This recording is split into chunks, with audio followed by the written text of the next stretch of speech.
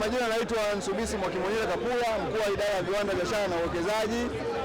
Leo tumekuwa na kikao ambao ni mkutano mkuu wa machinga, soko la machinga wazi la Dodoma, baada ya agizo la waziri mkuu kuwataka viongozi kufanya kikao, na kilikuwa ni kikao cha mafanikio makubwa.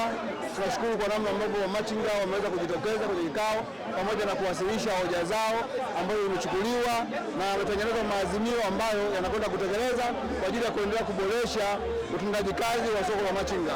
Kwa hiyo kikubwa ni kwamba niwapongeze sana wa machinga kwa namna ambavyo wamejitokeza kwa wingi kuhudhuria kikao hiki, na tunaamini kabisa yale maazimio yote ambayo wameazimia kama halmashauri ya jiji la Dodoma tutaenda kuyafanyia kazi kwa ajili ya kwenda kuboresha eneo hili la kufanyia biashara.